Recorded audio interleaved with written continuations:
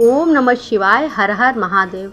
दोस्तों, सावन का महीना शुरू होने वाला है। ऐसे में लोग अक्सर सावन में शिव पूजा के दौरान कुछ गलतियां कर बैठते हैं, जिसके कारण इन्हें बड़ा नुकसान उठाना पड़ सकता है। सावन के महीने में लोग भगवान शिव जी को प्रसन्न करके उनका आशीर्वाद प्राप्त करने के लिए व्रत रखते हैं और उनकी विधिवत पूजा करते हैं। लोग सावन सोमवार का भी व्रत पूरे विधि विधान के साथ रखते हैं। पूजा के दौरान भोलेनाथ की प्रिय चीजें जैसे कि बेलपत्र, भांग, गंगा जल, दूध, चंदन, भस्म आदि भगवान शिव को अर्पित करना चाहिए। हालांकि सावन में भगवान शिव की पूजा के दौरान महिलाएं जाने अनजाने में कुछ गलतियां कर बैठती हैं, जिसकी वजह से उन्हें काफी बड़ा नुकसान उठाना पड़ सकता है।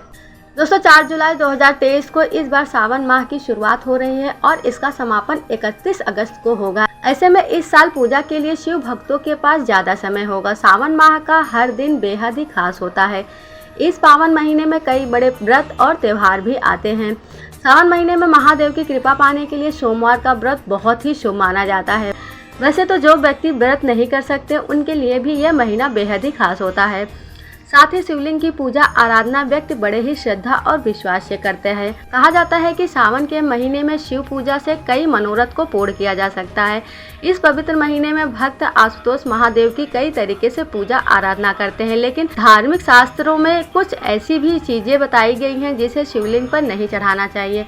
सावन के महीने में भगवान शिव की पूजा के दौरान महिलाओं को भूलकर भी शिवलिंग पर हाथ नहीं लगाना चाहिए। महिलाओं द्वारा शिवलिंग को हाथ लगाने से माता पार्वती नाराज हो जाती हैं।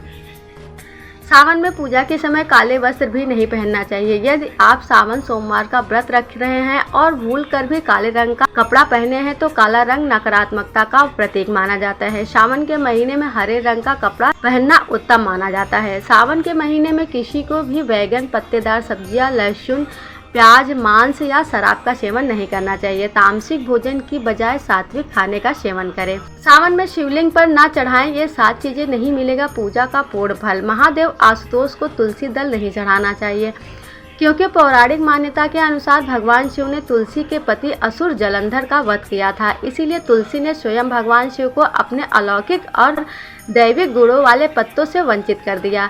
यही वजह है कि शिव जी की पूजा में तुलसी दल का प्रयोग नहीं किया जाता है। शिव पुराण के अनुसार ब्रह्मा जी के एक झूठ में केतकी फूल ने उनका साथ दिया था, जिससे रुष्ट होकर शिव जी ने केतकी के फूल को श्राप दिया और कहा कि मेरी पूजा में कभी भी केतकी के फूल को अर्पित नहीं किया जाएगा। इसी श्राप के बाद से शिव पूजा में केतकी के फूल नहीं अर्पित किए जाते। शिव पूजा में कभी भी हल्दी का इस्तेमाल नहीं होता है, क्योंकि हल्दी को स्त्री से संबंधित माना गया है और शिवलिंग पुरुषत्व का प्रतीक है। ऐसे में हल्दी का इस्तेमाल करने से शिव पूजा का फल नहीं प्राप्त होता है। टूटा हुआ चावल अपूर्ण और अशुद्ध माना गया है, इसीलिए शिव पूजा में इसे नहीं चढ़ाना चाहिए। इससे पूजा का पूर्ण फल नहीं मिलता। वैसे तो महादेव को टूटी हुई कोई भी चीज़ नहीं चढ़ानी चाहिए, जैसे कि बेलपत्र, फूल, अक्षत, अन्य कई चीज़ें। कभी भी महादेव की पूजा करते समय ध्यान रखें कि भोलेनाथ को कोई भी खंडित वस्तु अर्पित ना करें। सुहागिन महिलाएं पति की लंबी और स्वस्थ जीवन की कामना के लिए अपने मांग में सिंदूर लगाती हैं। पूजा में भी कुमकुम या सिंदूर का इस्तेमाल किया जाता है, लेकिन शिव जी को कुमकुम या सिंदूर नहीं चढ़ाना चाहिए, क्योंकि शिव जी विनाशक हैं और उनकी पूजा में इन चीजों का इस्तेमाल अशुभ माना जाता है। शिवलिंग पर तिल को अर्पित करना वर्जित माना गया है। ऐसे में भूलकर भी भगवान शिव की पूजा में तिल का प्रयोग नहीं करना चाहिए। पौराणिक कथा के अनुसार दैत्य शंखचूड़ के अत्याचारों से देवता परेशान थे। महादेव ने उसका वध किया था, जिसके बाद उसका शरीर भस्म हो गया और उस भस्म से शंख की उत्पत्ति हुई। शिव जी ने शंखचूड़ का वध किया, इसीलिए कभी भी शंख से शिव जी को जल अर्पित नहीं किया जाता है। दोस्तों, सावन सोमवार के व्रत में या किसी अन्य व्रत में किसी का अपमान या चुगली नहीं करना चाहिए। अपना व्यवहार सात्विक रखना चाहिए और हो सके तो कम से कम बोलने का प्रयास करें, क्योंकि हम ज़्यादा बोलेंगे तो हमारे मुख से अवश्य कुछ अनुचित बातें निकल जाएगी।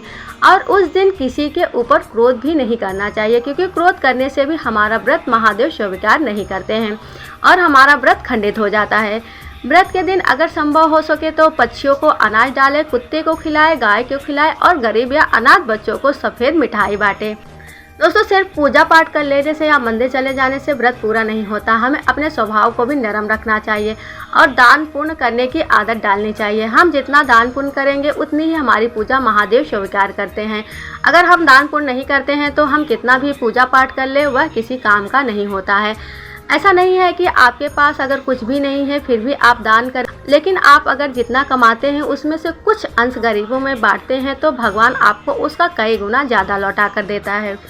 दोस्तों, अगर वीडियो पसंद आए तो इसे लाइक शेयर अवश्य करें और कमेंट में हर हर महादेव लिखना ना भूलें। अगर आपने हमारे चैनल को सब्सक्राइब नहीं किया है तो प्लीज़ इसे सब्सक्राइब कर लें और बेल आइकन को भी प्रेस कर लें ताकि नए नए वीडियो की नोटिफिकेशन आपके पास सबसे पहले पहुंचते रहें। फिर मिलेंगे एक नए वीडियो के साथ, तब तक के लिए ओम नमः शिवाय, हर हर महादेव।